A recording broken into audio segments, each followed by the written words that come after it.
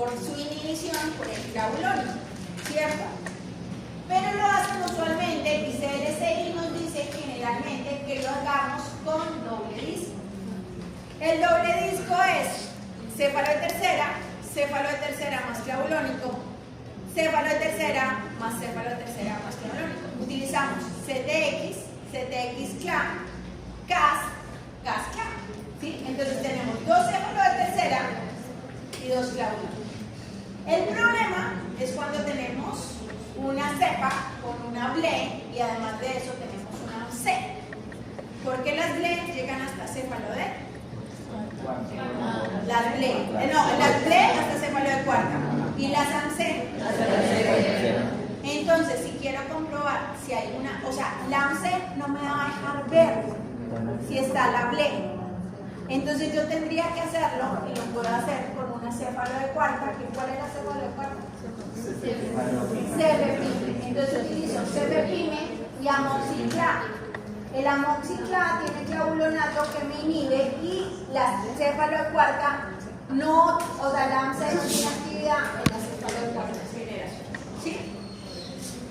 Listo, ¿vamos hasta ahí? Yo lo que les quería mostrar aquí, por eso entré acá, es para decirles que son un montón de enzimas. Yo les quería mostrar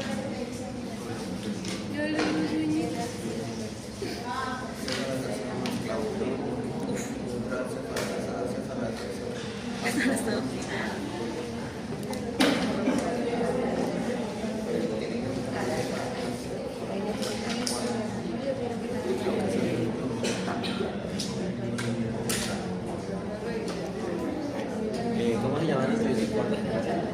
Sí, el antibiótico cefepime. Bueno, después de las BLE, yo lo que les quería mostrar es que son muchas. Después de las BLE están las carbapenemasas, ¿sí? Ustedes siempre van a ver cuando hay una infección urinaria, yo detecto una coli y es BLE positivo. Entonces yo digo E. coli, BLE positivo, ¿sí? ¿Qué le significa al médico? Que tengo una enzima, que tengo un microorganismo que tiene una enzima, que rompe céfalos de cuarta, tercera, segunda. ¡Ojo! Son muchas enzimas. Entonces no todas se comportan igual.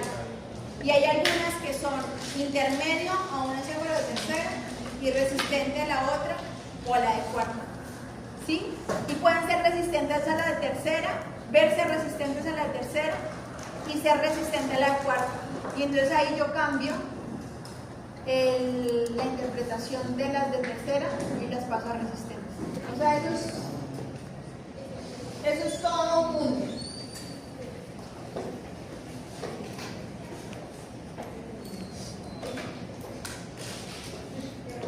Pero más que eso, quería mostrarles.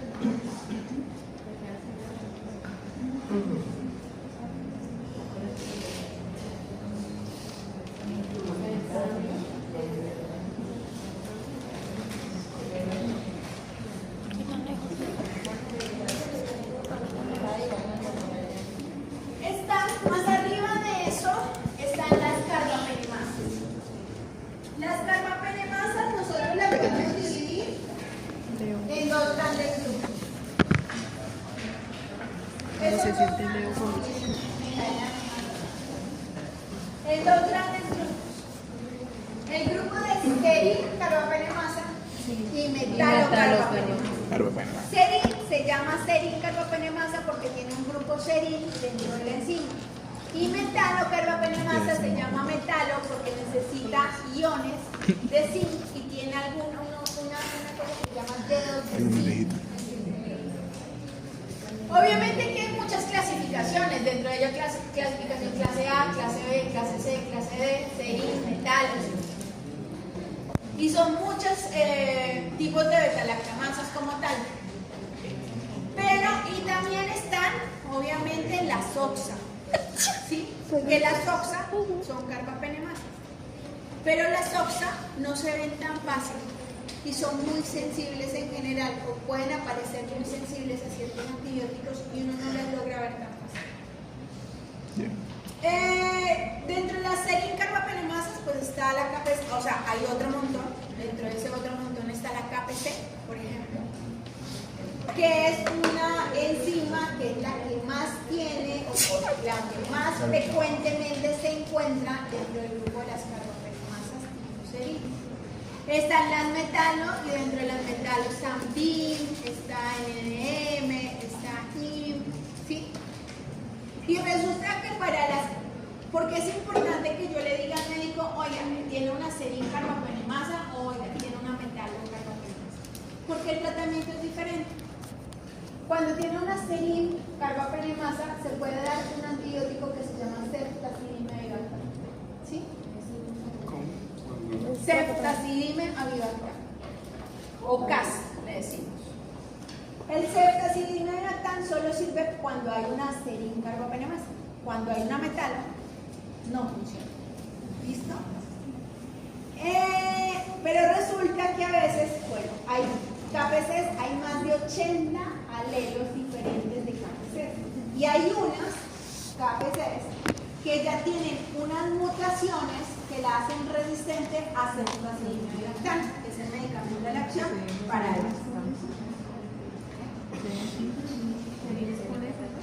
Sí, serines con eso. Entonces, además de eso, puede suceder que aparezcan un tipo de AMSEC. En Colombia encontraron un AMSEC que puede hacer que ese ceftazidime avibactam no funcione. Porque ese ceftazidime más avibactam, ese ceftazidime es un qué, una cefalo de qué? Del tercero. Es una cefalo del tercero.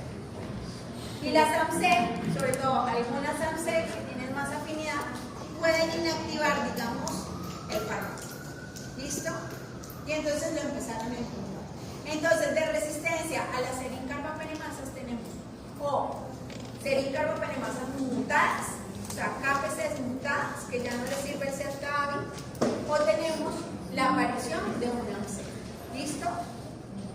Para las metalo, el ceftazidime avibactam no sirve como tal, pero el astronam sí sirve porque son sensibles a astronam. Astronam, acetate.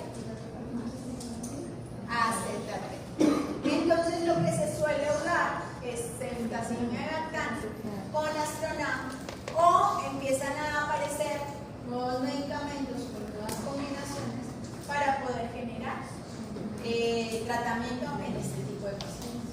¿Sí? ¿Cómo lo hacemos en el laboratorio? ¿Cómo vemos esto en el laboratorio?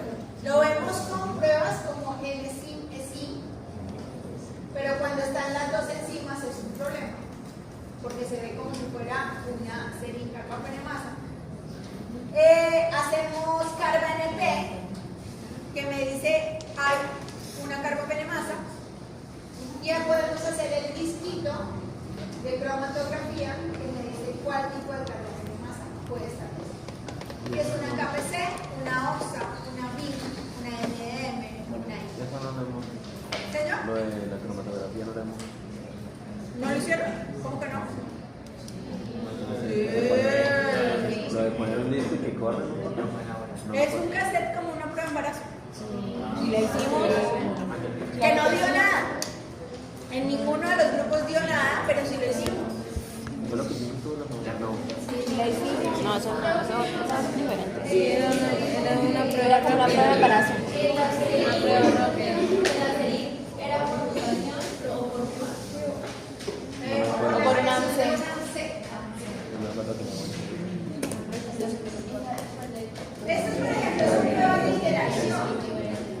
Miren, aquí tienen diferentes cefalosporinas y tienen clavulónico, amoxiclavulónico. Y el clavulónico inhibe la enzima, las beta-lactamasas extendidas. Entonces, al inhibirla, se forma una irregularidad que me dice que hay una ble. Esta es una cefalo de tercera, esta es una cefalo de tercera, este es astronam y este es cefalín. Ven que la cefalo de cuarta se ve como un huevo alterada. ¿Sí? Aquí igual, esta también es una B, también tengo moxiclam, Y obviamente tengo, aquí está CAS, CTX, CRO, cefalosetentera, que es una cefalopatía. Esta es la que usamos en el lápiz la primera, ¿no? Esta es 3D. ¿El disco? Bueno, pero era para contarles eso. Dentro de las generalidades de los enterobacteriales, está que son bacilos negativos. Todos los enterobacteriales son bacilos negativos. Son facultativos, ¿sí? Anaerobios facultativos. Son fermentadores de glucosa. Acuérdense que la fermentación de glucosa es una característica sí o sí de cualquier enterobacterial. Pueden ser fermentadores o no de lactosa, pero de glucosa sí. Oxidasa negativo. En general, dos son oxidasa negativo menos uno, que es la flexomóvil. Reducen nitratos a nitritos, algunas son móviles, algunas son inmóviles. ¿Sí? Hay E. colis que son inmóviles, hay E. colis que son móviles, las flexilas son móviles, los proteos son muy móviles, las salmonelas son muy móviles. Entonces vamos a tener tanto móviles como inmóviles. Y no forman esporas. Una de sus características al grano es que casi siempre veo como el colorante polarizado hacia el color de la botella. Crecen muy bien en todos los medios, ¿sí? Están en todas partes, entonces nos crecen muy bien en todos los medios. Nos crece en un agar nutritivo, nos crece en un agar. Es más, muchos de los medios que utilizamos son bastante selectivos. Aparte de selectivos, a veces hay medios que ni siquiera los necesitamos autoclavar. Nos hacemos en agua estéril, lo mezclamos y lo servimos. Porque son para Ya no los tengo enterobacteriales. Y ellos no nos generan ningún problema en su crecimiento. Crecen bien en todas las medios de cultivo. En agar sangre, sus colonias son medianas, grandes, brillantes, grisáceas, beta-hemolíticos. En agar nutritivo, pues casi nunca nosotros los hablamos en agar nutritivo. Igual nos crecen muy bien. La ventaja del agar nutritivo frente a macón y otros medios es que si la bacteria tiene pigmento, lo podemos ver. Y una de las bacterias que tiene pigmento se llama Serratia. Serratia. ¿Sí? Que es rosadita. Entonces, prodigiosina. podemos ver su pigmento. Prodigiosina. Diferente si lo hacemos en un McConkey. Porque en el McConkey, acuérdense que nosotros leemos su proceso de fermentación por su color. Y las serratias se consideran no fermentadoras de lactosa o fermentadoras muy débiles de lactosa. ¿Sí? Pero tienen un color rosado. Entonces ustedes tienen que ver tanto la colonia como el cambio en el medio que se puede dar. Se manejan igual medios diferenciales donde crecen muy bien, como el McConkey, que actualmente XLD, que silosalicina, toxicolato. El McConkey, yo puedo tener dos tipos de McConkey. McConkey con lactosa y McConkey sorbitol. ¿Para qué no son McConkey sorbitol? Ay, para la E. coli. Para la E. coli, Para O157H7, porque obviamente en un McConkey normal no lo voy a poder distinguir. ¿Listo? Dentro de las características morfológicas, una de las características importantes es el Klebsiella, por ejemplo. Klebsiella es urea débil y Klebsiella, sus colonias son muy mucosas, ¿sí? Son un poco completos, unas más que otras. Entre más mucosas sean, entre más mucoides se dé, más peligrosa es. Las Klebsiellas son son hermosas, pero muy complicadas, ¿sí? Una de las pruebas que nosotros podemos hacer es esta, que es la prueba del filamento. Entonces tú coges con el asa y la alzas y puedes medir el filamento. Entre más se expanda, más virulenta es, ¿sí? Y obviamente, ellas en general serán muy virulentas o muy resistentes, y ahora tenemos muy resistentes. Proteus, ustedes lo conocieron en el laboratorio Proteus. Proteus tiene una característica, su olor es característico, que es un olor a amonio. No lo hablé. Sí, huele como a orina, o sea, es amonio. Y aparte de eso, se despliega, forma algo que se llama Suarme. Ay, qué divino. Ay, parece Pero que se el vio la suarme DNA. no lo producen todos los medios. Hay medios como el que pues, se utiliza para orina ellos, que lo que hacen Yo tenía es Proteus. el swarming del Proteus, porque yo tengo un Proteus con otros, se me lleva todo. O sea, está el swarming y se me lleva todo. Donde mejor Morir puedo ver con- el swarming del Proteus es en Agaxan. Dentro de las características de Proteus bioquímicas que tenemos, Uria fuerte. son urea fuertes, sí o sí. ¿Qué más? Divino, marica. Proteus. Ay, Proteus también era... El liga es diferente. ¿no? Sí, El carbono sí, es Besor. rojo, encima Es Besora. de amina. Y PPA positivo. ¿Cierto? Sí. Todos los proteos son fenilalanina positiva. Sí. También está yersina, que son colonias más blanquecinas. Yersina. Así la pone la mía. Y hay cepas Serratia. sistemas géneros que tienen pigmento.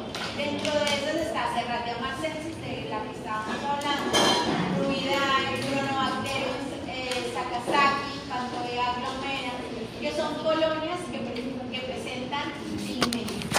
¿Sí?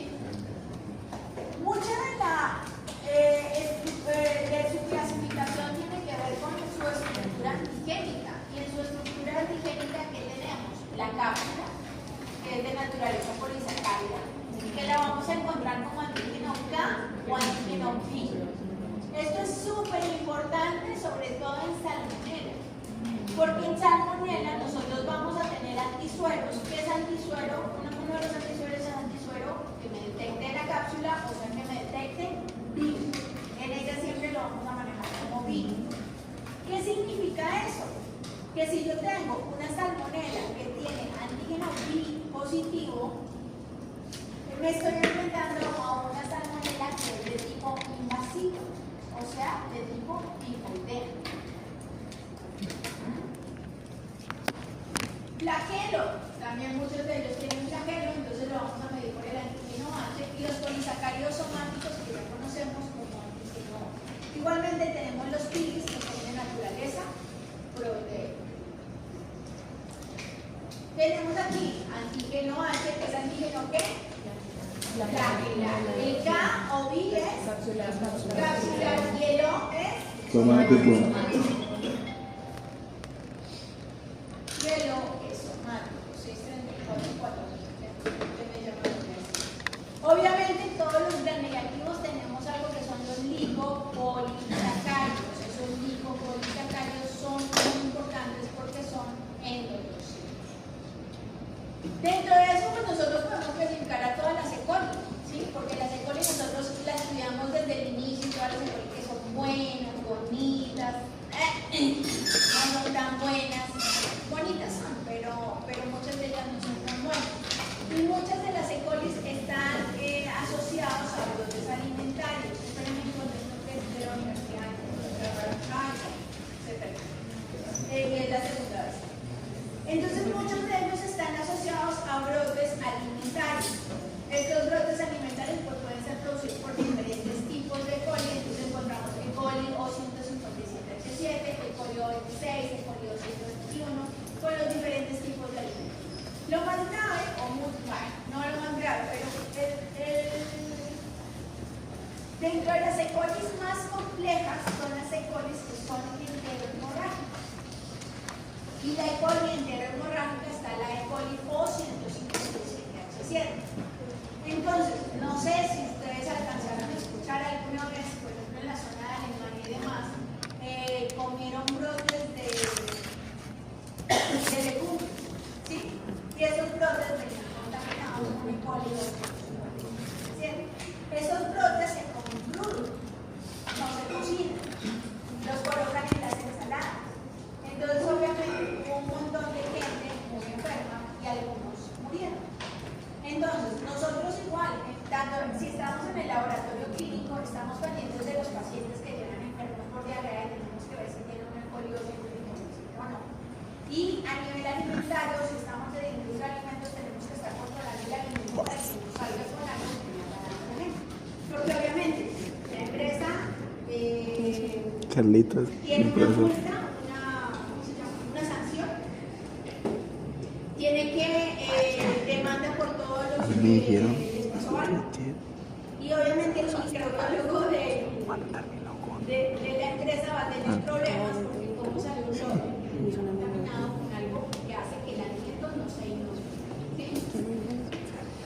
De las E. coli, hablemos un poquito de las E. coli, porque las E. coli solitas no son tan buenas. Las E. coli fue descrita por primera vez en 1985 por Theodor von Erblich. Al principio se llamaba Bacterium coli. El género es Escherichia y tiene cerca de 6 especies, pero de la que siempre más hablamos es E. coli. En E. coli nosotros nos vamos a encontrar la E. coli normal y nos podemos encontrar también la O157H7, que no es la única. E. coli que tienen ciertas características especiales como enterohemorrágica, enterotoxigénica, enteroagregativa, que igual ya las van a ver ahí todavía en las copias. Y obviamente nuestras E. coli normales que hacen parte de nuestro intestino y que obviamente colonizan y no dejan que los patógenos. Las E. coli, pues las que no son tan bonitas, es uno de los agentes causales de infecciones gastrointestinales y no solamente gastrointestinales, sino también. Se ve mejor sin barba. Por ejemplo, de las cosas en que normalmente uno encuentra Ay, sale una con coli cedra es en una mamazota. infección urinaria. ¿A quién le da Que más sale con infección cedra urinaria? mamazota. ¿Mujeres o hombres? Y yo diría, depende de la edad. Sí, tienen razón. Mujeres en general a lo largo de la vida. Porque anatómicamente el ano y la uretra están muy cercanas, entonces las bacterias ingresan. Me parece muy bonito. Suben a la vejiga y pueden seguir subiendo hasta el riñón, hasta causar una pielonefritis, o pueden seguir subiendo y llegan a sangre y causan una urosepsis. ¿Sí?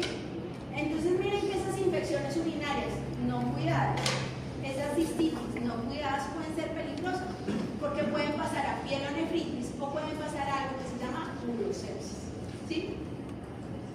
Sin embargo, en los hombres, cuando avanza la edad y la próstata crece, la cosa cambia también, porque las infecciones urinarias en los hombres se empiezan a dar con mayor frecuencia.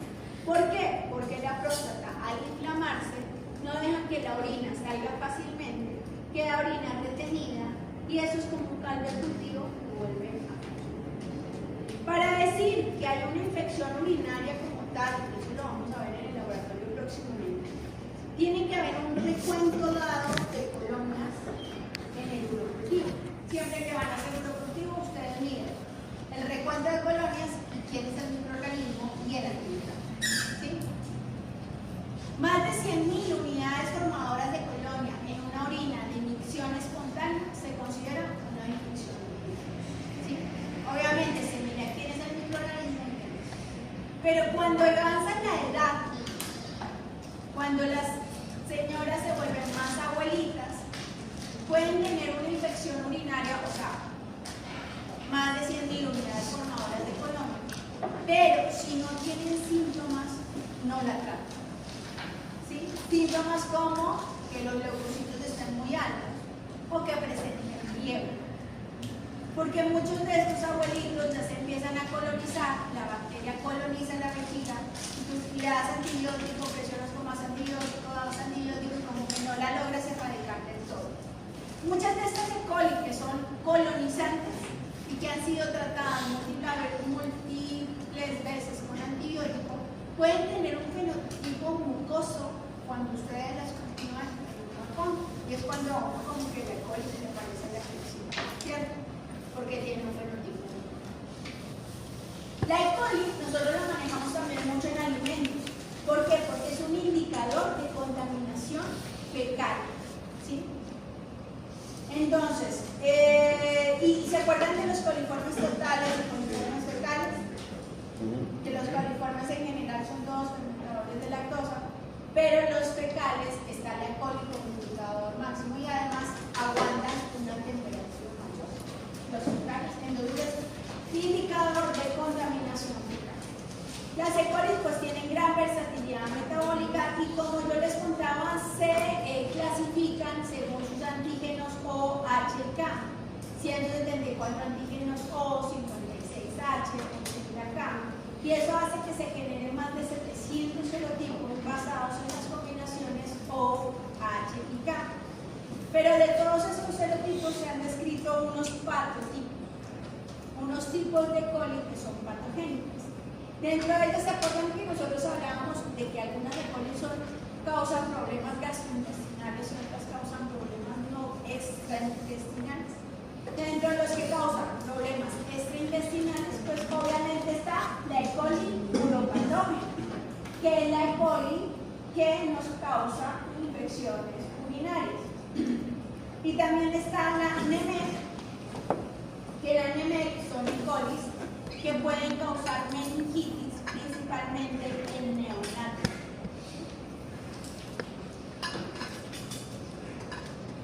La E. coli obviamente es un patógeno hospitalario importante, produce infecciones de vías urinarias, está relacionado a gastroenteritis, a bacterias, meningitis neonatal e infecciones intraabdominales. Y nosotros la podemos dividir en diferentes grupos patogénicos, los que producen gastroenteritis. Entonces, ahora sí, cogen, y ahora sí se las tienen que aprender. De seguro les sale en el final, ¿cierto, Sofi? Pregunta fija de final. Está la E. coli enterotoxigénica o ETEC. Está la E. coli enteropatógena o EPEC. Está la E. coli enterohemorrágica o EHEC. Está la E. coli EI, que es la enteroinvasiva. Está la EAC, que es enteroagregativa.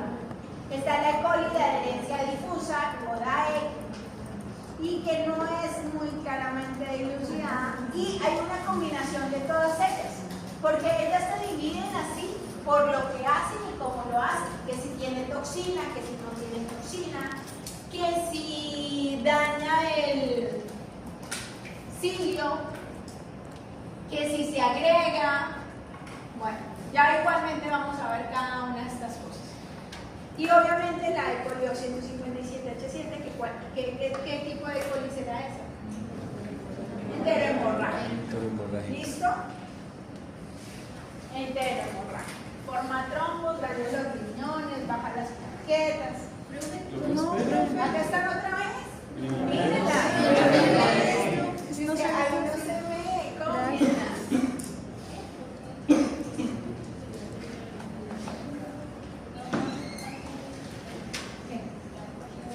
No, es enterohemorrágica. Es EHS. ¿Listo? ¿Elisa? Es que ya ven, no, el baile de regreso, ¿ya terminaron? No, todavía no.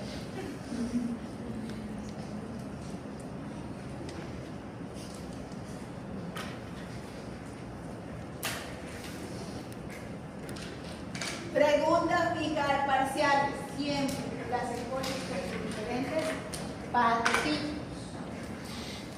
Hay E. colis gastrointestinales y no gastrointestinales. De las no gastrointestinales, ¿a quiénes tenemos? La uropatógena y la NEMEC, que es la meningitis neonatal. Y de las que producen diarrea, E. coli 257H7, que es entero. Pero también tenemos entero toxigénica, enteropatógena, enteroinvasiva, enteroagregativa y de adherencia difusa. Sí, todas están relacionadas con la producción de diarrea, pero la diarrea es diferente. Y el mecanismo por el que la causa es diferente. Pero además de eso, mucha de esta información ha sido pasada en plásticos y en genes. Entonces al final hay muchas que mezclan de la una y mezclan de la otra. Yo puedo tener una enterotoxigénica con enterohemorrágica. Y entonces empiezan a mezclarse unas con otras. ¿Sí? Y son más difíciles de manejar. Entonces por eso está la combinación de las mismas. ¿Listo? ¿Sí? Bueno, pues aquí las tenemos también. Pero las tenemos con sus características frente al tipo de diarrea. Todas son diarreogénicas, o sea, producen diarrea pero por mecanismos ligeramente diferentes. La enterotoxigénica produce una diarrea de tipo acuosa. La enteropatógena produce una diarrea infantil. La enteromorrágica produce una colitis hemorrágica y el síndrome hemolítico urémico. La enteroinvasiva produce algo que se llama disentería. ¿Sí? Disentería es una diarrea con moco, leucocitos y sangre. Entonces ya saben, no es que tengo una disentería, entonces ya saben lo que significa. ¿Y quién la puede causar? Una E. coli enteroinvasiva.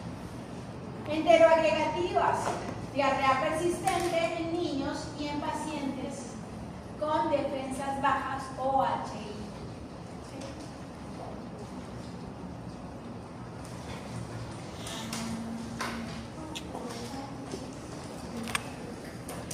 ¿Listo? Enterotoxigénica, diarrea acuosa, enteropatógena, diarrea infantil, enterohemorrágica, colitis hemorrágica y síndrome urémico hemolítico, enteroinvasiva, disentería, enteroagregativa, diarrea persistente en niños o en personas comprometidas con HI. ¿Ya? ¿Enterohemorrágica? ¿Qué? Enterohemorrágica, síndrome urémico hemolítico. ¿Le tomaste foto? Puede ser pregunta parcial. Entonces vamos a ver las características más o menos de cada una de ellas. ¿Listo? Entonces empezamos por la E. coli enterotoxigénica. La E. coli enterotoxigénica fue descubierta o descrita desde 1971 y fue asociada con diarreas en adultos, principalmente a los que viajaban a América Latina y el Caribe, y disminuía obviamente esta diarrea con estancias prolongadas. Son la típica diarrea de que llega alguien extranjero, come lo que está aquí, se da cuenta de nuestras E. colis con nuestros antígenos propios y ya. Es una diarrea del viajero, ¿sí? Dentro de los serogrupos que están más asociados a esta E. coli enterotoxigénica están la O6, O8, O78, O128 y O153. La concentración de E. colis que se necesita para dar este tipo de diarrea es de 10 a la 8 a 10 a la 10 unidades formadoras de colonia. Obviamente, estas E. colis son diferentes, tienen diferentes factores de colonización y varían según en dónde se encuentran, ¿sí? Según su distribución geográfica. Entonces son antígenos diferentes, un poquito la forma en que colonizan, un poco diferente, pero todas producen diarrea. ¿Qué es lo que pasa con la E. coli enterotoxigénica? La E. coli enterotoxigénica tiene como una especie de finca que se llama CFA. Ese CFA traduce a factor de colonización de antígeno. Ese CFA se pega a los gangliósidos. Cuando se pega a los gangliósidos se activa una adenilatociclasa, una guanilatociclasa, exactamente. Y obviamente hay estimulación de la adenilatociclasa, AMP cíclico, y cuando aumenta AMP cíclico hay secreción de cloro, hay un desequilibrio sodio y cloro, y cuando ese desequilibrio sodio y cloro, porque no hay absorción del sodio, pues se produce, el agua se va al exterior y es lo que ocasiona la diarrea. ¿Sí? Tiene una toxina, dos toxinas, una que es termolábil y la otra que es termostática. ¿Cómo se da el contagio? El contagio se da por alimentos, aguas contaminadas con ese, que es la comúnmente causa de la diarrea del viajero. Estas diarreas pueden llegar a ser leves o pueden llegar a causarse una colitis hemorrágica o una diarrea acuosa en lactantes desnutridos. Se da la colonización a través del pili y la liberación de las toxinas termostáticas y termolables, ocasionando la hipersecreción de líquidos y electritos. Es lo que les estaba contando.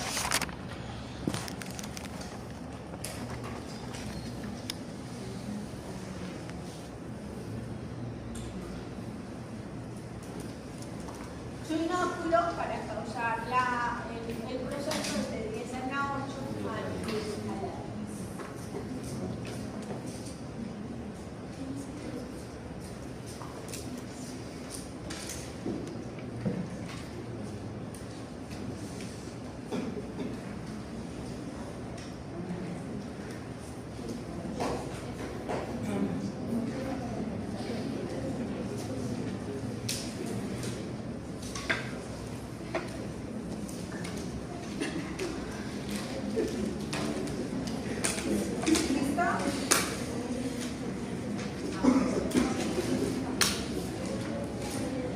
Ahora,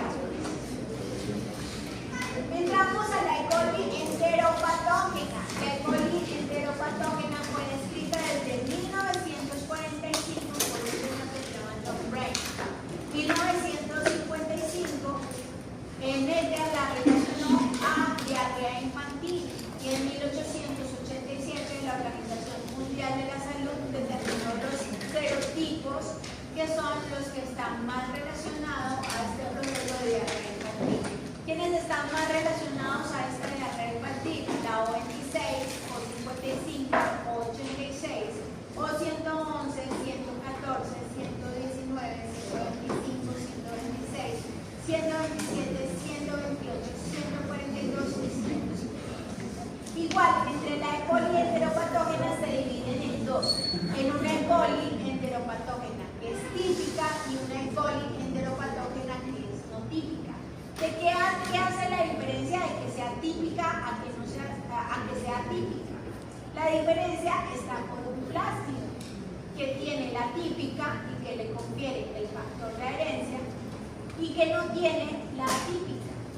La EP típica o enteropatógena típica se encuentra más relacionada a humanos, mientras que la EP atípica está relacionada en humanos, en animales, inclusive reservorios, y en pacientes con algún tipo de inmunocompromiso.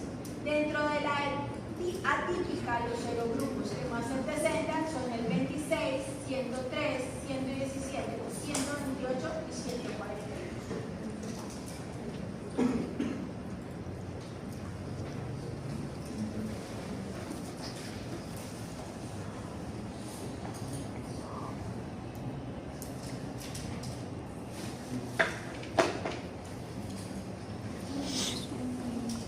¿Sí? ¿Vamos hasta ahí? Saúl, ¿cómo vamos? ¿Sí? Cuéntame hasta ahí qué hemos visto de las E. coli.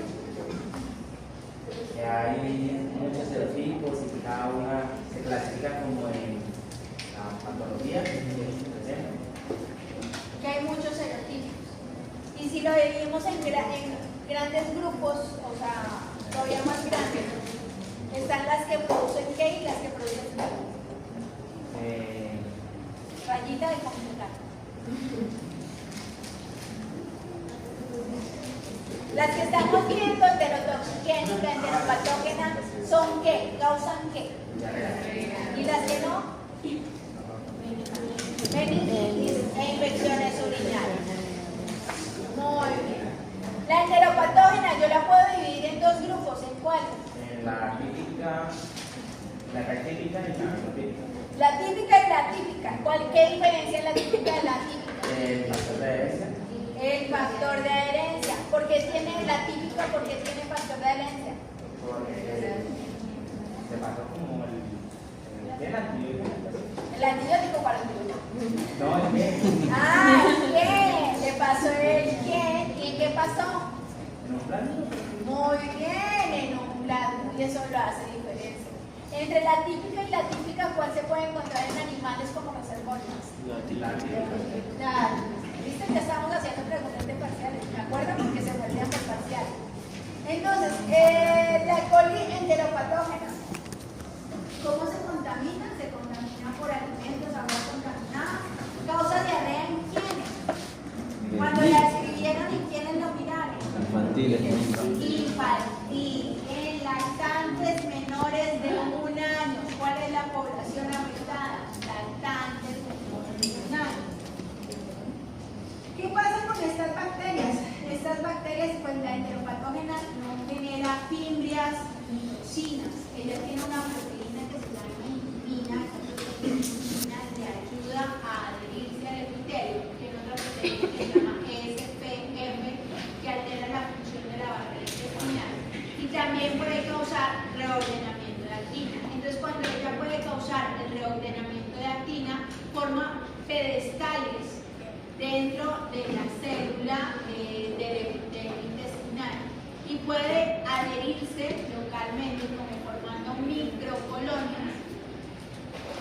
las diferentes velocidades. Y al alterar las velocidades, que se genera un síndrome de mala absorción. Y ese síndrome de mala absorción obviamente nos va a generar diarrea. Genera la desaparición de microvellos, ocasiona cierto grado de mala absorción, diarrea copiosa, acuosa y motónica. Señor. Creo que me perdí, voy a volver a lo de la proteína, la primera, sí. La de unión. La enteropatógena, o sea, cada uno tiene su mecanismo, ¿cierto? Y tiene sus características de cómo lo hace. Esta enteropatógena no produce toxinas, ¿sí? Entonces, vieron que la anterior nosotros hablamos que la enterotoxigénica tiene una toxina, una estable, una labio, se pega, genera AMP cíclico, AMP cíclico, mala absorción de sodio y velocidad, ¿sí? Esta lo que causa es que en la velocidad, daña la velocidad, forma microcolonias en la velocidad. Puede utilizar la actina de la célula y formar pedestales de la actina, pero daña todas las microvellosidades del intestino y al dañar las microvellosidades genera un síndrome de mala absorción. Entonces no se puede absorber y como no se puede absorber, se produce diarrea. Entonces lo que les contaba aquí es que tiene una proteína que se llama intimina. Esa proteína intimina le permite la adhesión al epitelio. Tiene otra proteína que se llama ESPF, que altera la función de la barrera intestinal y causa el reordenamiento de la actina. Toda la información que a la coli le permite hacer todo esto está en plásmidos o en islas de patogenicidad. ¿Cuánta cantidad de bacterias se necesita para causar la diarrea? Se necesita de 10 a la 9 a 10 a las 10 unidades por hora. La enterohemorrágica. La enterohemorrágica se da por el contacto por consumo de carne mal cocida o contaminada con heces de bovino. Se produce una diarrea acuosa seguida de una diarrea sanguinolenta, una colitis hemorrágica en ausencia de cólicos nucleares. ¿Qué es lo que pasa? Miren, aquí también sucede algo por el estilo. Hay una destrucción de las microvellosidades que obviamente da lugar a un síndrome de mala absorción. Esta está mediada también por una toxina que se llama una perotoxina o toxina chica. Muchas de ellas pueden llegar a producir el síndrome hemolítico por daño renal posterior a la colitis. Se dan el 6 al 7% de las infecciones. Una de ellas que puede producir el síndrome hemolítico urémico es la E. coli o 157H7. Sin embargo, no es la única que puede producirlo, es la que más está asociada a, ¿sí? Pero hay muchos otros serotipos que pueden también llegar a producirlo por tener el mismo potencial patogénico.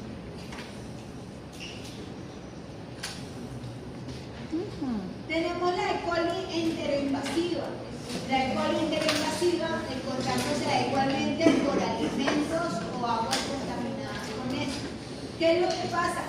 Esta E. coli genera invasión del epitelio colónico, lisis de la vacuola, multiplicación en el citoplasma, formación de colas de actina y migración a las células de almacenes. Puede generar ulceración colónica y una diarrea acuosa que puede progresar a desintería. O sea, ella ingresan las microvellosidades, sale de las vacuolas, se multiplica, reordena los filamentos de actina y después de que reordena los filamentos de actina, con esos mismos filamentos de actina pueden migrar a las células adjacentes y ir haciendo lo mismo. ¿Sí? ¿Quién otra bacteria hace esto de reordenar filamentos de actina y pasar de uno a otro? Listeria. ¿Vieron cómo no aprendí?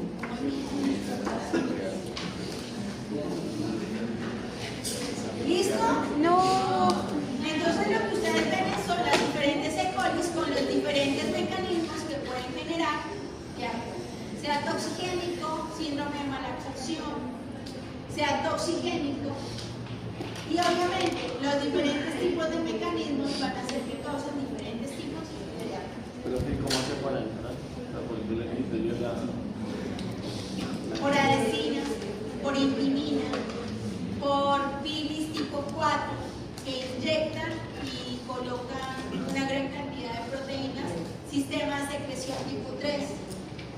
Entonces lo que hace es que inyecta un montón de proteínas y lo que hace es como reordena las cosas para que la bajen, la ingresen. Se hace ingresar como en ascensor. ¿Listo?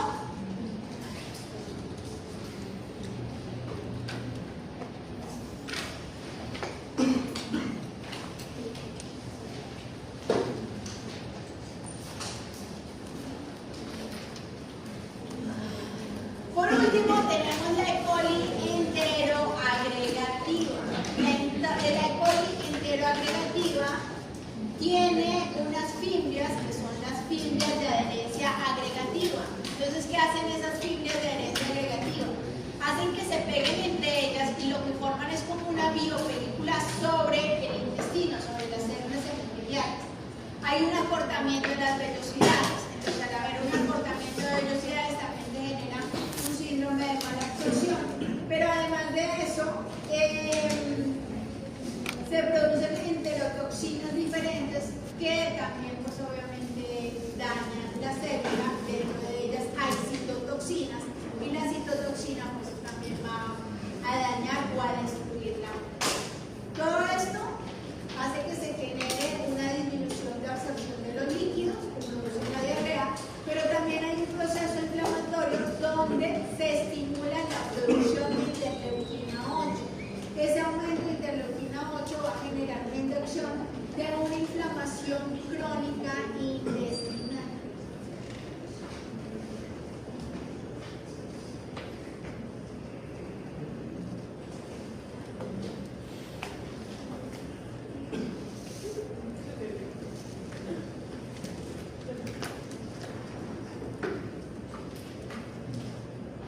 ¿Cómo era la enterotoxina?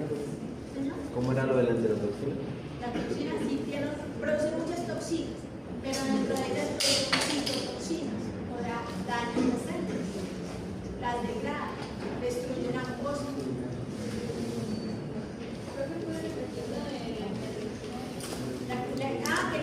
Pues obviamente todo el proceso de acortamiento, la producción de citotoxinas y de toxinas va a hacer que se active la producción de interleuquina 8.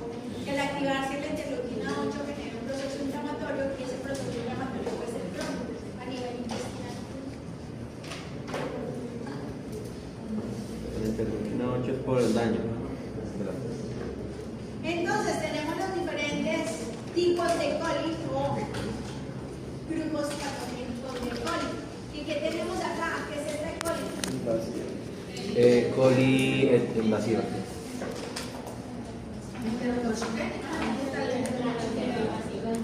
Enteroinvasiva. ¿Qué produce la enteroinvasiva?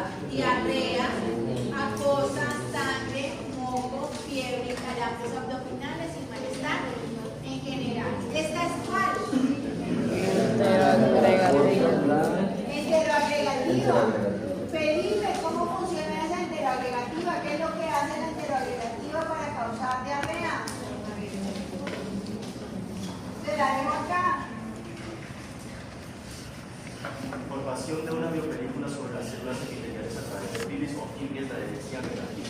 Se produce acortamiento de la velocidad intestinal, ocasional diarrea acuosa con absorción turbulenta de ¿Sueñito? y distribución de la absorción. O sea, se pegan entre todas, forman un tapete del intestino, produce toxinas, acorta las vellosidades, produce citotoxinas, ¿Por qué? destruye las células y produce un proceso inflamatorio. ¿Algo más? Ya. Listo, entonces todo esto genera una diarrea acuosa. Sofi, ¿esta qué es, Sofi? ¿Esta qué es?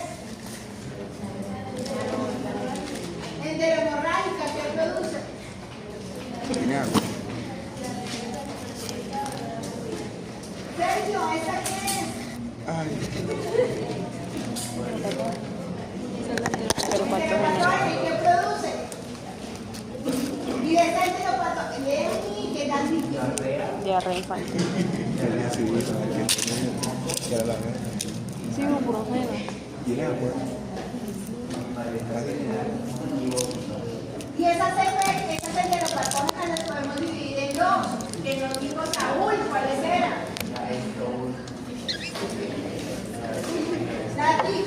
y la típica. La típica, la que no es típica, es dificilísima.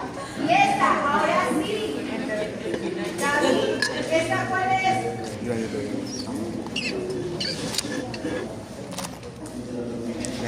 Enterotoxigénica, que tiene toxinas tanto lábiles como estables. ¿Y qué genera? Fiebres y vómitos. Listo. Entonces, ¿qué hacemos en el laboratorio? ¿Qué podríamos llegar a hacer en el laboratorio? Miren que aquí, por ejemplo, tienen una enterohemorrágica, pero productora de toxina chica. Entonces está E y ET. EP, enteropatógena. EI, enteroinvasiva. E. coli, invasora adherente o agregativa, enterotoxigénica, de adherencia difusa o enteroagregativa, tipo híbrido, que tiene más de uno.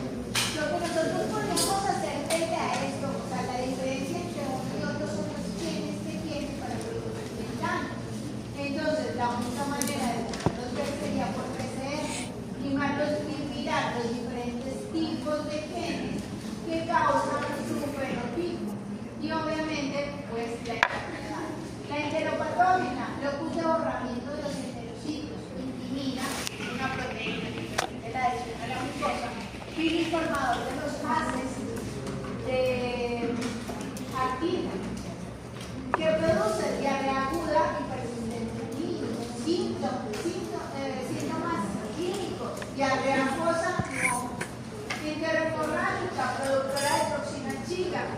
Tiene dos toxinas chicas, chica 1 o 2, tiene el locus de borramiento electrógeno, tiene las adhesinas, los diferentes genes que tienen, síndrome de colitis urémico y colitis hemorrágica, y obviamente producen diarrea constante. Enteroinvasiva, toxina chica, tiene molicinas, invasión celular, y es una función que se llama IVA. Produce síndrome similar al de la esclerosis, produce una diarrea acuosa y sanguinolenta. Invasora adherente, fibrias tipo genera invasión celular, que está asociado con la enfermedad de Crohn. ¿Sí saben qué es la enfermedad de Crohn? ¿Qué es la enfermedad de Crohn, Felipe? Lo que se reduce la dosis de las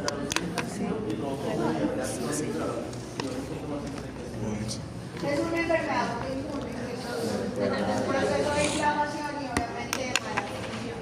Entonces genera una inflamación intestinal persistente. Enterotoxigénica tiene las diferentes toxinas, termolábiles y termoestables, tiene el factor CFA también. Produce la diarrea del yaquero y está relacionado con diarrea acuosa o cólica. La adherencia difusa, el factor de virulencia son las proteínas adhesivas que tienen, produce diarrea en niños y diarrea acuosa, y enteroagregativa tiene dos adhesivas. Lo mismo que esto, pero también se le quita un derecho. Produce diarrea en niños, vómito y diarrea con pulmón. Pero la única manera de nosotros poder muchas veces saber quién es quién es por la detección de los genes que causan sus factores de virulencia. Y eso lo hacemos molecularmente. ¿Cómo hacemos en general los procesos para su diagnóstico, además de la PCR? Esto no Pues es difícil. obviamente tenemos los cultivos en los diferentes medios, la identificación por radioquímicas serológicas y el antigrama. El tratamiento. Felipe, ¿cuál es el tratamiento? depende del tipo de infección y las extremidades. Que no se me olvide el NH. La taquis, ¿cuál es la prevención? ¿Cómo prevengo? Señora, lo tiene al frente.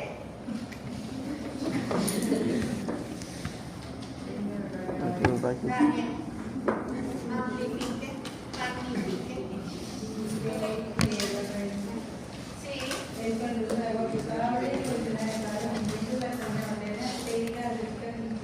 Sí. Muy bien. Señora. ¿Me va a golpear o qué, marica? No, no se tienen que aprender todos los genes, pero sí los nombres y la diarrea de cada uno. ¿Listo? Señor David.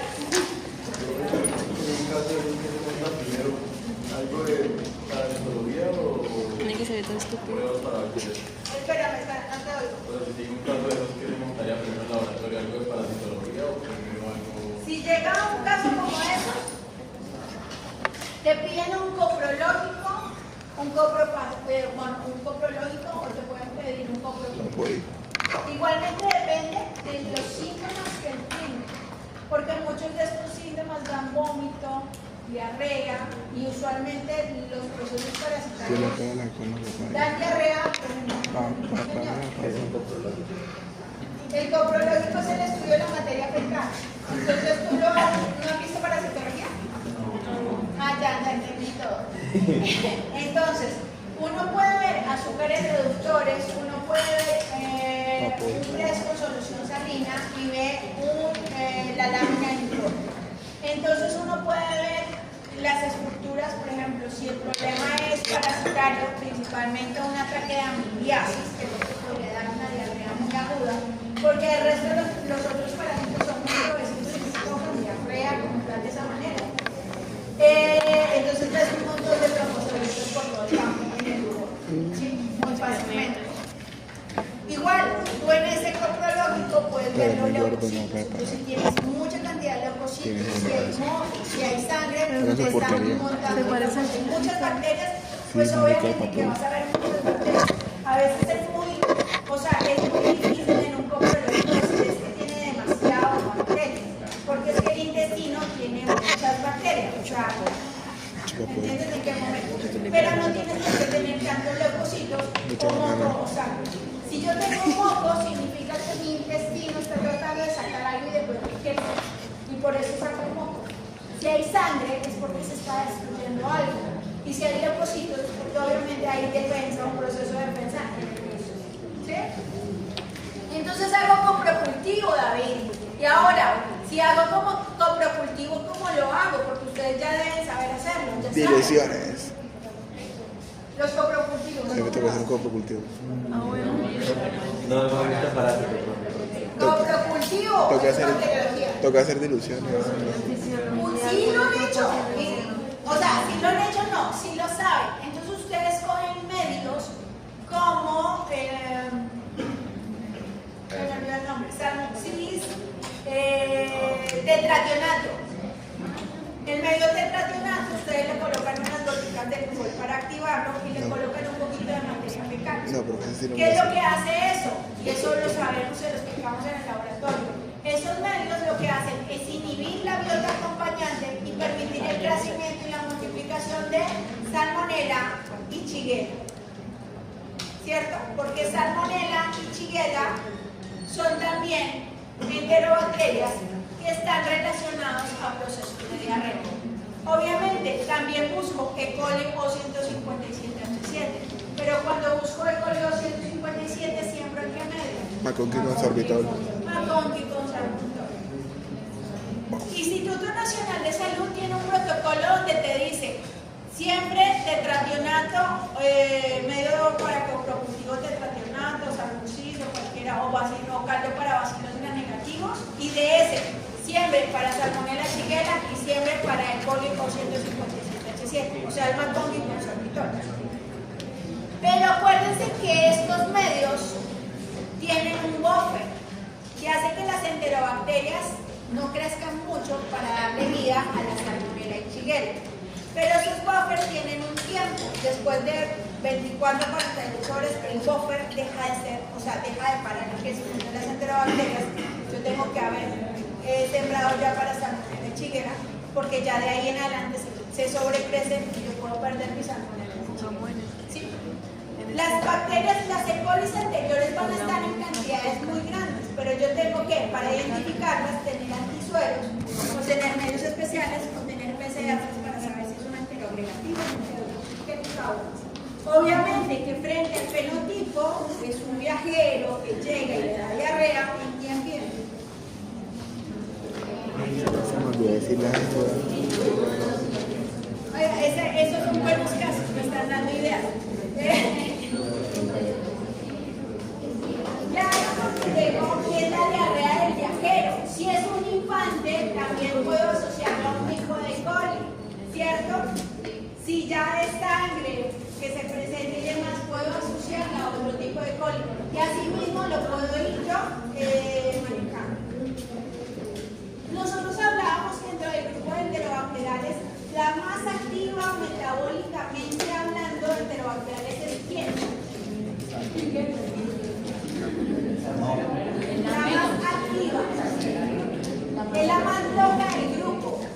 Ah, Klebsiella.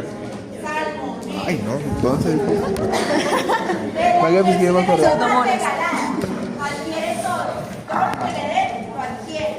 Ok. La salmonela es la más loca del grupo porque tiene muchos flagelos. Luego participa en esa flagelos y Participa en ella es muy Mambilla. activa metabólicamente.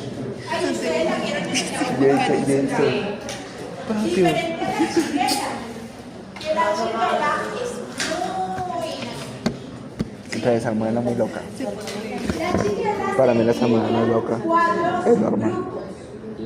Grupo A, grupo B, grupo C y grupo D.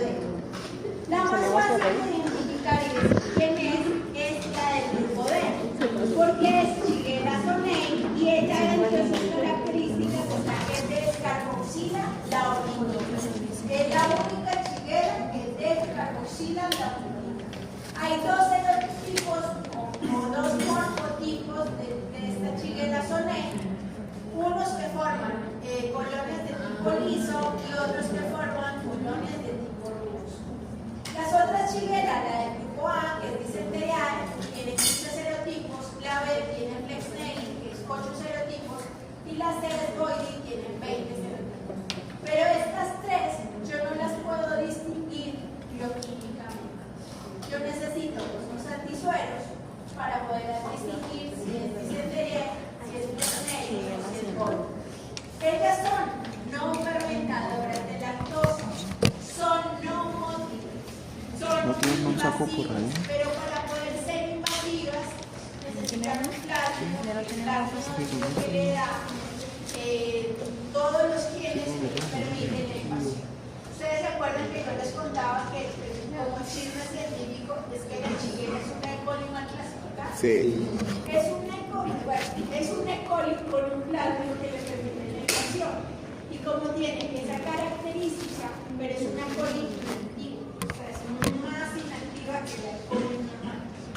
¿Qué es la chiguera que hace, María? Como tiene ese plasma que le da características de invasión, pues se prefiere dejar la chiguera aparte de la E. coli por el tipo de enfermedad. La chiguera igual, ¿Tiene chiguera no es una ¿cómo mierda? se afecta a uno? Pues por haberla contraído por Total, alimentos, soy una agua chiguera. contaminada. Soy una yersinia. Presenta gastroenteritis y disentería. Ella Ay, marica, Serrate me parece un nombre bonito para una niña. y es el agente causal de Serrate a Molina. en países en desarrollo. Venga, dice La Pelotrix. chiguera es menos sensible a Curtia, la- curtia. Y la concentración de las bacterias, nosotros en la coli pues sí se necesita. Ven para acá Staphylococcus. De 10 a 100. Para mí Staphylococcus. Entonces, por eso ustedes ya entienden el por qué se necesitan esos caldos que hacen que las enterobacterias no crezcan más y que la chiguera de salmonela pueda multiplicarse, porque la dosis infecciosa puede ser muy pequeñita, de 10 a 100 bacterias. Entonces, de ahí lo difícil Para acá, es pescar. Igual que ella no Pseudomonas. fermenta, ¿qué no fermenta? Por eso cuando sembramos McDonald's y SS, nosotros lo que buscamos son no fermentadores. ¿Cuál es la diferencia entre la chiguera y la salmonela? Además del movimiento. La H2S. La producción de H2S, porque las salmonelas en general, si producen H2S en la chiguera, No. no lo hacen. ¿Quién es el reservorio natural de la chiguera? Los humanos. La chiguera tiene la capacidad de producir las toxinas, como la toxina chiga, especialmente chiguera disenterial. Esta toxina pues, va a dañar capilares de la lámina propia de las velocidades colónicas, causa isquemia y colitis hemorrágica. Igualmente, en el proceso de invasión y demás, la chiguera induce la apoptosis de los macrófagos. Señor. Pero digamos, esa toxina la produce cuando tiene plasma que usted dice que la vuelve activa. O... Sí, pero es que digamos que para ser chiguera y invasiva tiene que tener plasma. Pero digamos, la Una toxina... chiguera sin plasma es una colina. ¿Sí me hago entender? Pero y la toxina entonces chiga ahí es Y propia hay de la colis que bacteria. producen toxina chiga. De las que acabamos de ver, nosotros vimos en colis que producen toxina chiga. Bueno, entonces no es Pero, o sea, la shigella puede producir la toxina, o sea, es parte de su genoma, pero cuando tiene el plásmido es que empieza a producirla. Es lo que me refiero, ¿o no? Ahora, cuando la shigella tiene el plásmido, es una shigella. ¿Sí? Cuando la shigella pierde el plásmido, probablemente es una E. coli. Porque la shigella es invasiva, las E. coli en general no. ¿Sí? Entonces, para ser invasiva tiene que tener el plásmido, que le da los factores de invasión y de virulencia que les hacen shigella. ¿Sí?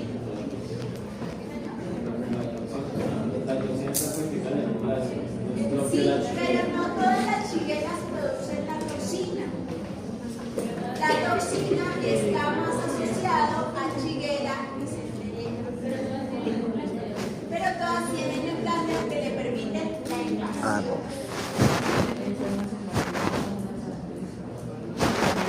Entonces, aquí tenemos a nuestra shigella. Nuestra shigella ingresa por las células M del intestino. Ingresa, pasa a los macrófagos, activa respuesta inflamatoria. Esa respuesta inflamatoria es la que puede causar la ulceración, los abscesos, puede causar igualmente la apoptosis de los macrófagos, pasa por las células epiteliales, transita a través de las células y puede pasar también de una célula internamente a otra célula. ¿Qué tiene de la célula M? Es una célula especial del intestino y es una célula que tiene que ver con la respuesta inmunológica por parte del intestino. Es como una célula del intestino modificada. Especializada, digámoslo así, y sobre todo tiene dentro de su función la parte de respuesta inmunológica en el intestino.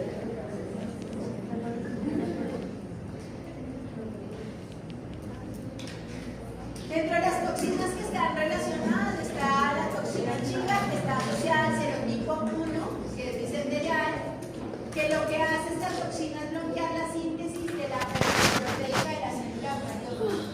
Esta toxina se une a un receptor, el receptor se llama GL3 o globotriosina, que se encuentra en el epitelio intestinal y en el renal.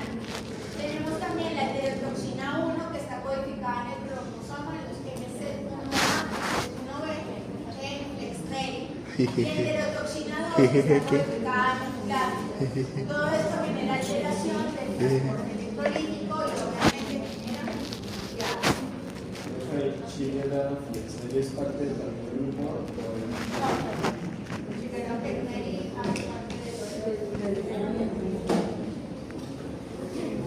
hace parte de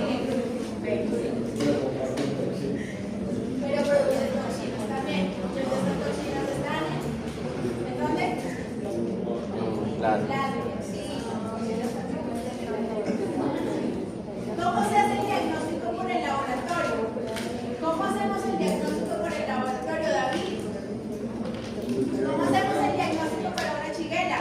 Cultivo muestra de los medios selectivos, pruebas científicas. Espere.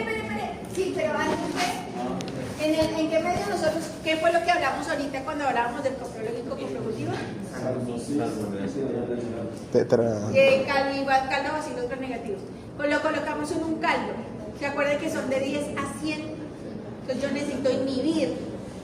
Luego que crecen, si los sembramos ¿en dónde? David. En medios selectivos y diferenciales. Como Salmonella shigella, como Kektoen, como XLD. Realizamos pruebas bioquímicas y yo les decía que para la identificación lo podemos hacer bioquímicamente. Solo con una. Solamente con la del D, que es la que descarboxila la ornitina. Con la SONEI, que es el grupo D, que es la que descarboxila la ornitina. Con las otras no podemos. ¿Y qué es lo que tenemos que hacer con las otras? PCR. Igual, ojo. Siempre también hay que hacer la prueba de susceptibilidad con los antimicrobianos. Entonces, ¿cómo las diferenciamos con los diferentes antisueros? Entonces, primero colocamos un antisuero polivalente, ojo. El antisuero polivalente O lo que hace es confirmarme que Shigella es Shigella.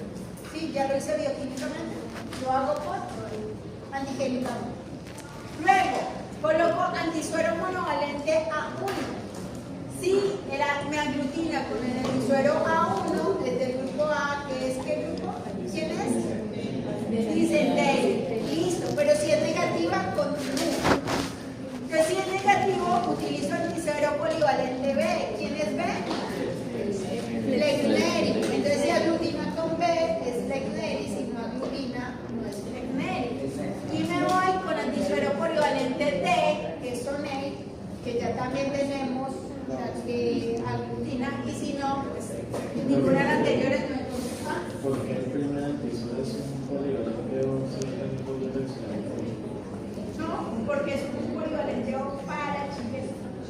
o sea, entonces si es un antígeno diferente completo. Claro, y la prueba está hecha para Shigella.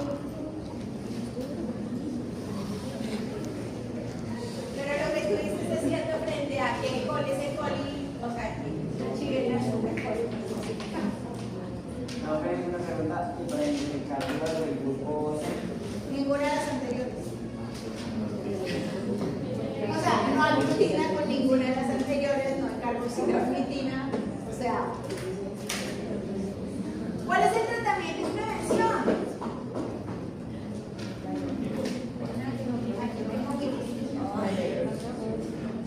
María Juliana, Peralta. María Juliana, ¿cómo hacemos tratamiento y prevención? Para adultos, hidratación es necesario. Para niños, hidratación es la OMS recomienda ampicilina y trimetropil sulfamethoxazol o fluoroquinolona. Porque me acostó, no me puedo dar costillas. y prevención de agua potable, adecuada distribución de excretas, identificar y tratamiento de portadores humanos, dada frecuencia de manos, lactancia materna, consumo de alimentos de cocina. Una de las cosas importantes, las diarreas no se paran. ¿Sí? No es que tengo diarrea y me tomo algo para parar de diarrea. Las diarreas son un mecanismo de defensa del cuerpo que trata de aplastar algo que le está haciendo daño. Entonces las diarreas no se paran. ¿Cuándo se paran? O sea, las diarreas son autolimitadas. En general, paran en 3 días solitos. ¿Qué tengo que hacer? Hidratar, hidratar, hidratar. No tengo que hacer absolutamente nada más. Pero si pasan más de 3 días y no paran, en ese momento el médico sí busca parar. ¿Sí? Obviamente hay otros tipos de diarrea, como es la diarrea del tipo de cólera. Que la diarrea del tipo de cólera es una diarrea en agua de arroz y es muy grande la cantidad de agua. Entonces, obviamente, el paciente se deshidrata y ahí sí hay que pararla pronto e hidratar por día y cabeza. Oh, mión. Nos vamos con ¿Cómo se hidratar por día intravenosa? hidratar por vía intravenosa. ¿Te colocas fuera? Yo feliz de salir. No lo digo porque no sé.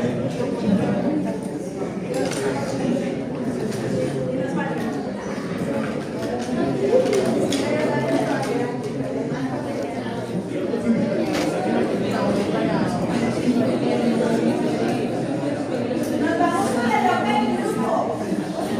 Salmonella es muy inactiva. Para mí la normal. Es muy inactiva. Salmonella es muy activa. Es la loca del grupo. Tiene flagelos Soy yo. es móvil, lo sí. Aunque Bien hay frío. salmonelas que no son móviles, pero esas salmonelas que no son móviles están asociadas sobre todo a las abejas, ¿sí? A los pollitos. En las salmonelas, yo tengo cuál es la importancia de las salmonelas. La importancia de las salmonelas es el humano, porque nos produce diarrea. Déjame ¿cierto? acá. Y no solamente en humanos, sino también en alimentos y en las avispas. Salmonella la tenemos solamente en 2 especies. Pero no sé por qué tienen tanto lío sobre 2 especies. Solo en 2 especies. Entérica y Bongoli. Bongoli está asociada a animales de sangre fría. Entérica está asociada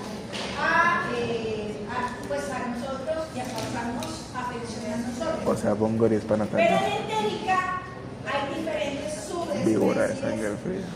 de la especie entérica. Entonces tenemos entérica, su especie entérica, su especie salamara, entérica, su especie diccionaria, entérica, su ¿Le especie cayó? tía, ¿Le cayó? entérica, su ¿Muy especie identificado o qué? entérica, su especie química.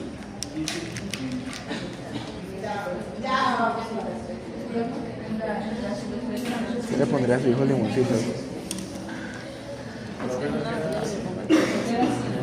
No, espere. Si es niña, hamaca. Es que no hemos Si es llegado niña, ya. limoncito. Dentro de la salmonela entérica, su especie entérica, esa Dígale a la subespecie. mamá que hay que trabajar más los chistes. ¿Qué es lo que me está preguntando?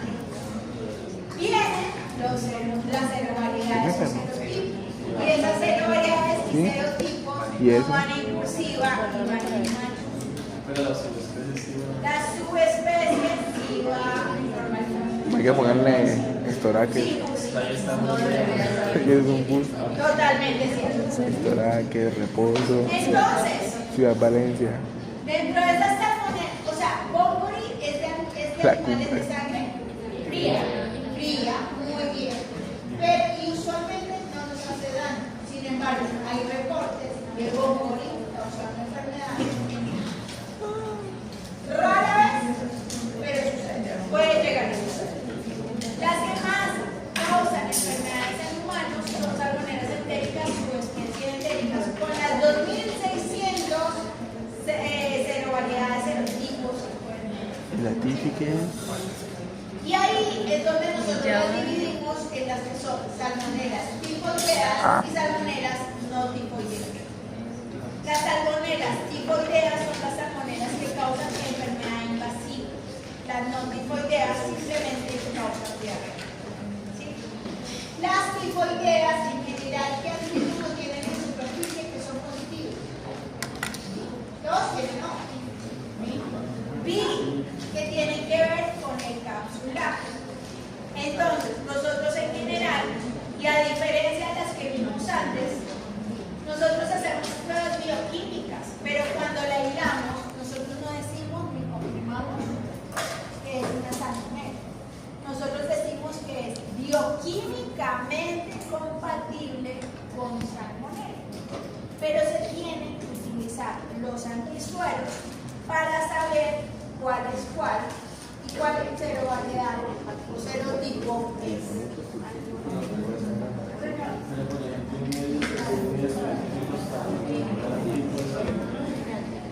Y por eso, O sea, que cuando Oye, tenemos no alcanzo. positivo, bueno, no positivo, o sea, que nos coinciden en el punto con sustituto, salmonela. decimos que es Bioquímicamente compatible con, se solicita ser confirmado. Sí, en este momento la confirmación de la salmonela con su serovariedad se hace por medio de un esquema que se llama Kaufman and White. Ese esquema se llama Kaufman and White. Ese esquema de Kaufman and White tiene que ver con la combinación de que O es, de que H es, de que B, si es B o no es B. ¿Sí? Ahora, en ese esquema, Kaufman and White, ya ahorita les muestro cómo se escribe. Pero en flagelar, ojo, en flagelar hay flagelar fase 1 y flagelar fase 2. Eso significa que cambia las proteínas del flagelo y en la primera fase tiene unas y en la segunda tiene otras. Yo no sabía que yo iba a ir a trabajar. Entonces, por ejemplo, este grupo es O2. ¿Sí? Arriba simplemente les tengo la forma en que se escribe en general.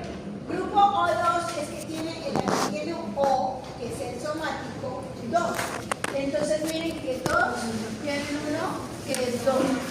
Pero además de eso, tiene una combinación de O1, O2 y O2. Un flagelar fase 1A, un flagelar fase 2, 1, 5 y no más. Y esa combinación antigénica me dice que es una salmonela paralitica.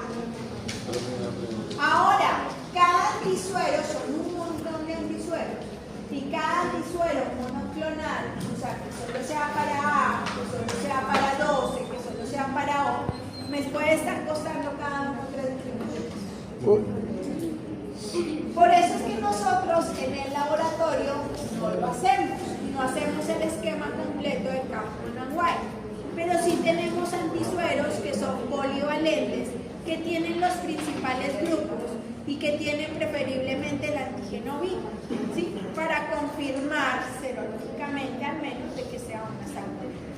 ¿Quién hace todo este esquema Kaufman-White? Lo hace el Instituto Nacional de Salud. ¿Sí? Nosotros lo mandamos al laboratorio de referencia del Instituto Nacional de Salud y ellos nos entran a mirar. Bueno, eso todos son diferentes, todos tienen nodos, pero son diferentes grupos antigénicos y obviamente nos dan diferentes grupos.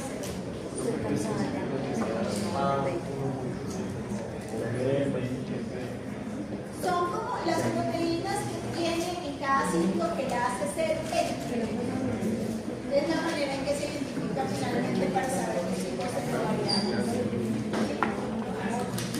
Ahora, ojo, con CLCI me dice, o sea, yo pruebo salmonelas, pruebo chiguelas, pruebo los antilogramas de salmonela y de chiguela. Pero me dice, ojo, con las cefalosporinas en general, con los aminoglicosos, porque pueden ser sensibles en vitro, pero no funcionan in vivo. Entonces, siempre me va a salir un warning como este, me dice salmonela y chiguela, pueden aparecer in vitro sensibles a cefalosporinas, cefamicinas, céfalos de primera y segunda, pero no funcionan en vivo, ¿sí? Que es el guardián de salmonela y chiguela. Los diferentes serotipos, está serotipo TIFI, que obviamente es uno de los más invasivos, y es que se produce la fiebre tifoidea. Hay los otros serotipos que son paratifoideos, que está para TIFI A, para TIFI B, para TIFI C, con menor frecuencia, enteritis, que produce fiebre entérica. ¿Y cómo se transmite? Igual que nosotros, por alimentos, aguas contaminadas, con materia fecal de personas con infección aguda o portadores crónicos asintomáticos. Una persona que tiene fiebre tifoidea, que tiene un proceso por salmonella typhi, se queda con el TIFI por siempre. Pero se queda sin síntomas, o sea, queda como portador, simplemente. El ser humano, y eso hace que el ser humano es el único huésped de TIFI. O sea que si yo encuentro una TIFI en alimentos, es por contaminación de un humano, materia fecal humana, en un alimento. Se queda dentro de la vesícula y de la sangre, se queda guardada. Y queda como portador, pero no le vamos a sacar.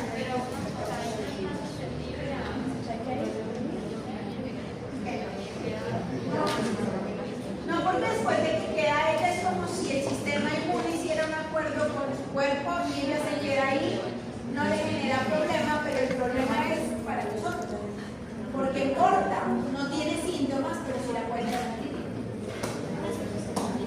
Sí, claro. Entonces la transmite a un sensible. Igual, en el proceso salmonella typhi y la fiebre tifoidea, dependiendo del momento en que se encuentre la bacteria, se puede encontrar en una parte más que en otra. Entonces, en la primera, segunda y tercera semana de la enfermedad, se puede encontrar muy fácilmente en sangre. Se puede encontrar una salmonella. Segunda y tercera semana se puede encontrar en la materia fecal. Médula ósea, positivos en el 90% de los casos, aún con el tratamiento antimicrobiano. Y orina, positivos en el 25%. O sea, puede llegar a ser infección. ¿Sí?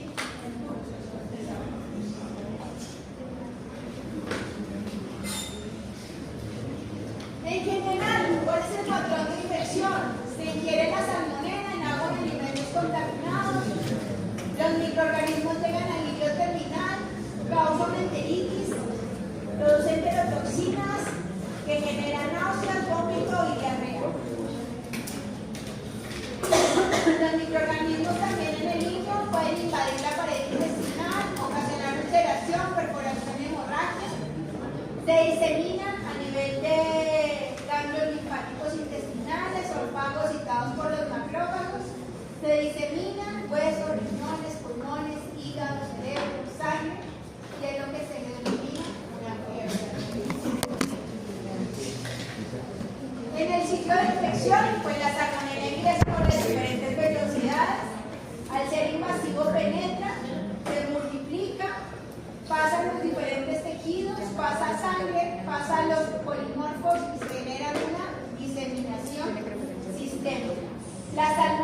las que no son invasivas simplemente alteran el proceso de absorción, se produce una secreción de agua y electrolitos que causan diarrea.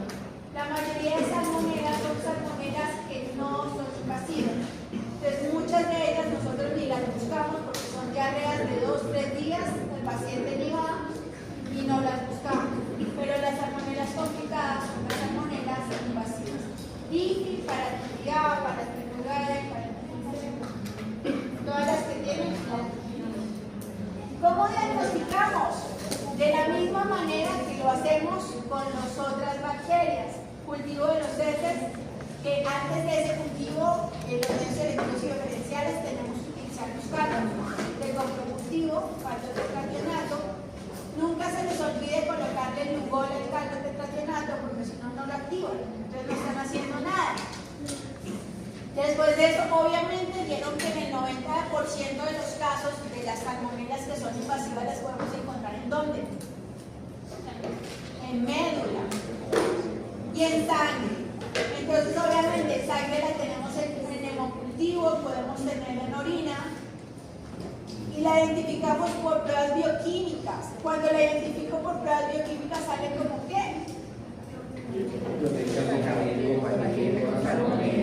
Bioquímicamente compatible con salmonela. Y luego si le hago las pruebas serológicas que me dicen quién es quién, me asegura quién es quién.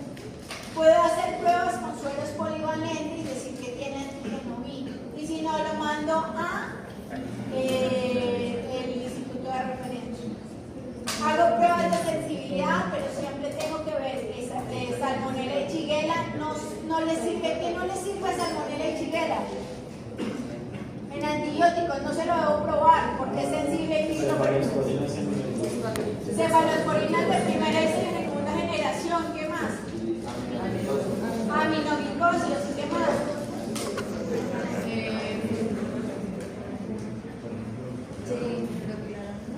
¿Qué más?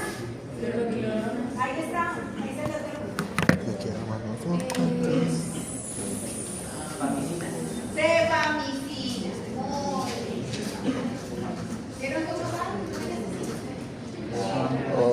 Tratamiento, pacientes con enteritis. Muchas veces no hay que dar antibióticos ya que favorecen el estado de portador. ¿En dónde se porta? En la vesícula biliar. Siempre muy importante en todos los procesos de diarrea, la hidratación. ¿Sí? Pacientes con fiebre tifoidea se debe realizar un antibiograma dirigido donde se utiliza trimetoprazol, ciprofloxacina, cloramucil, ampicilina. Y la prevención, siempre uso de agua potable, adecuada disposición de excretas, identificación de portadores en el tratamiento y un adecuado lavado de manos. Y no ir a San Gil cuando hay muchos visitantes.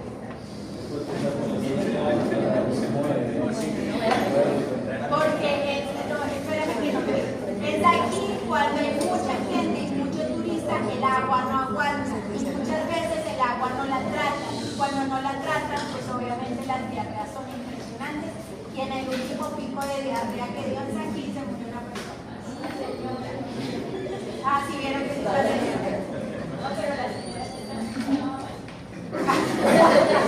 Pues sí, pero el agua no ayudó mucho, ¿no? Entonces, bueno, señora.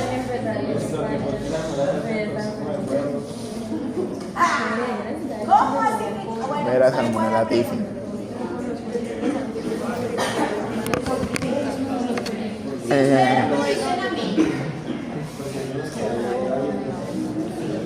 Si ustedes me dicen a mí, no hay ave sin salmonela.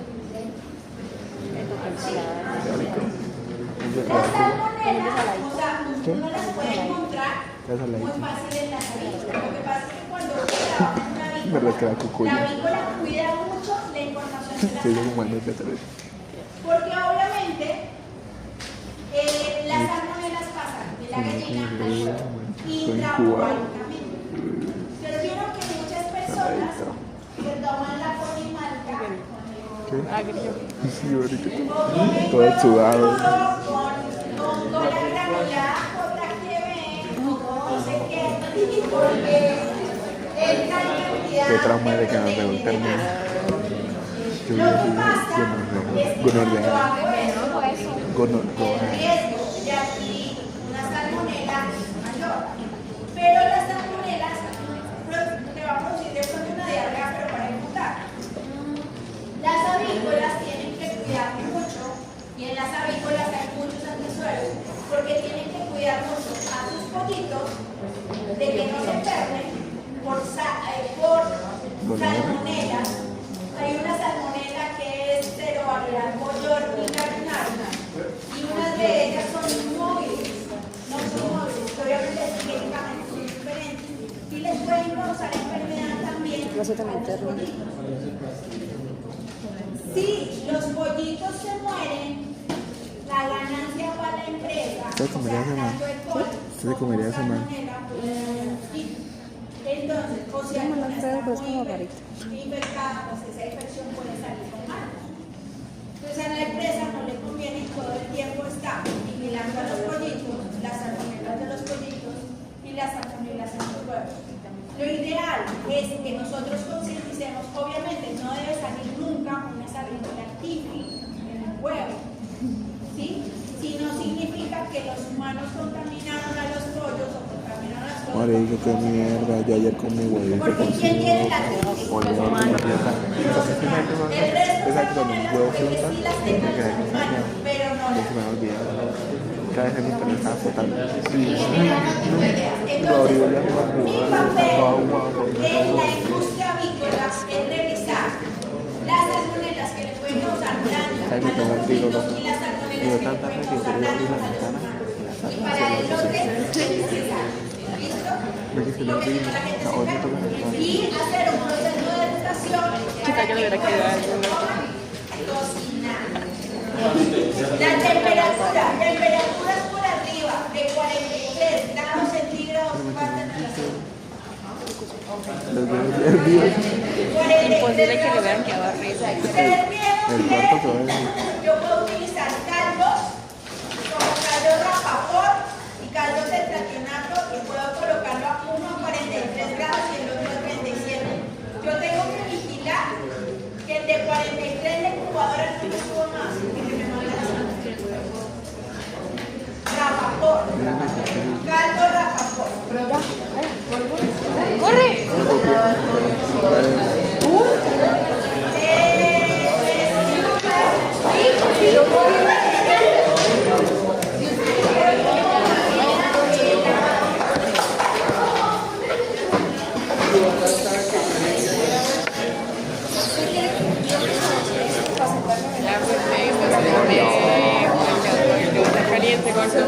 Y yo tengo frío. Ay, no. Pura salmonela. Pura salmonela. Yo se lo llevo, mi amor.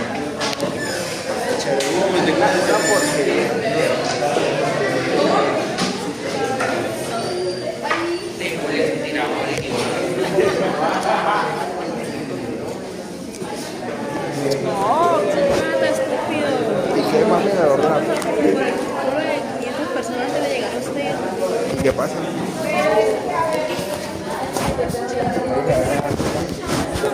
No sé, desde hace rato dejó de interesarme.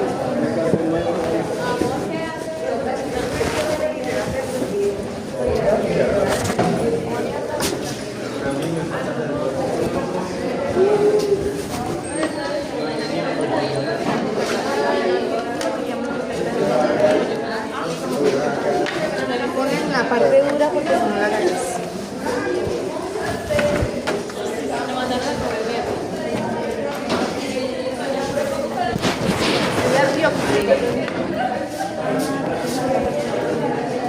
Dije, mira, ahora, como azul. Tengo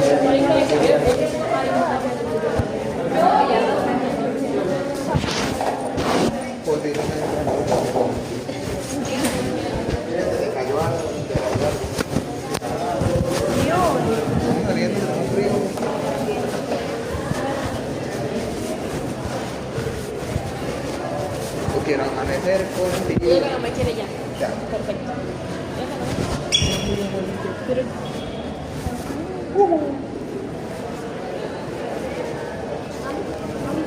Claro, ya estamos buscando mesitas, y es que ya abajo, si no, están las mismas condiciones. Ya vienen el quiz. Ojalá. Suerte. Horrible. Porque no